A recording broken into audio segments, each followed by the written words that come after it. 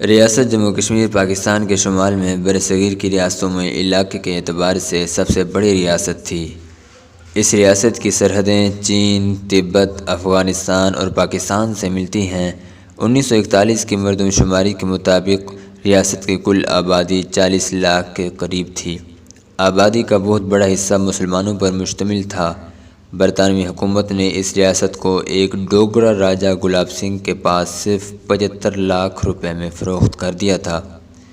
ڈوگرا راجہ گلاب سنگھ اور اس کے جانشینوں نے اپنی مسلم رعایا پر ظلم و جبر کے پہاڑ توڑے۔ معمولی جرائم کی پاداش میں مسلمانوں کو کڑی سزائیں دی جاتیں۔ تنگ آ کر 1930 میں کشمیری مسلمانوں نے ڈوگرا راجہ کے خلاف آزادی کی تحریک شروع کر دی۔ برطانوی حکومت کی مدد کے ساتھ راجہ نے عوامی تحریک کو سختی سے کچل دیا۔ ریاست جموں کشمیر جغرافیائی، ثقافتی اور مذہبی اعتبار سے پاکستان سے بہت قریب رہی۔ پاکستان کو سیراب کرنے والے اکثر دریا کشمیر سے نکلتے ہیں۔ 1947 میں کشمیری عوام چاہتے تھے کہ راجہ پاکستان سے الحاق کا فیصلہ کرے، لیکن راجہ اس پر آمادہ نہ ہوا۔ عوام نے محسوس کیا کہ راجہ ان کے جذبوں کے مطابق الحاق نہیں کرنا چاہتا، تو انہوں نے ایک بڑی تحریک شروع کر دی۔ راجہ نے سختی سے کام لیا اور لاکھوں افراد ترک وطن پر مجبور ہوئے۔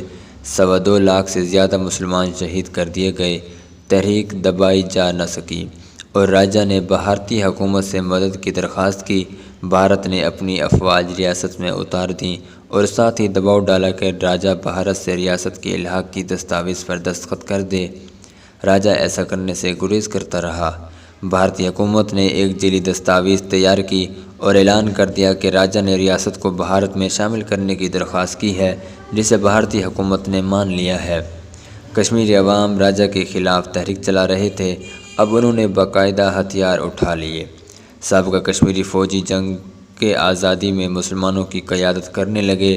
رضاکاروں کے جتھے آزادی کے لیے بھارتی افواج اور راجہ کے دستوں کے خلاف جہاد میں شامل ہوئے تو دیکھتے ہی دیکھتے بہت سا علاقہ راجہ کے قبضے سے نکل گیا۔ حکومت پاکستان اور پاکستانی عوام کی پوری اخلاقی اور مالی امداد تحریک آزادی کشمیر کو حاصل ہوئی تو آزادی کے لیے لڑنے والوں کا پلہ بھاری ہونے لگا۔ بھارت نے حالات کا رخ دیکھا تو اقوام متحدہ کا دروازہ جا کھٹکھٹایا۔ اقوام متحدہ کی سلامتی کونسل نے 2 قراردادیں منظور کیں اور دونوں ممالک کو جنگ بند کرنے کی تلقین کی۔ حد بندی کیے جانے کا فیصلہ بھی کیا۔ اقوام متحدہ نے واضح طور پر کہہ دیا کہ کشمیری عوام کی رائے معلوم کی جائے گی۔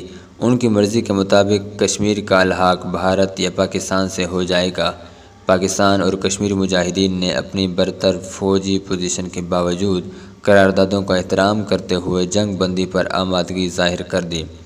استصواب رائے کرانے کا اعلان تو اقوام متحدہ نے کر دیا، لیکن مسئلے کو حل کرنے کے لیے اب تک کوئی قدم نہیں اٹھایا گیا۔ 1965 اور 1971 میں 2 جنگیں ہوئیں، لیکن کشمیر کا مسئلہ حل نہیں ہو سکا۔ پچھلے 15 سالوں سے کشمیری مجاہدین ہتھیار اٹھائے ہوئے آزادی کے لیے لڑ رہے ہیں۔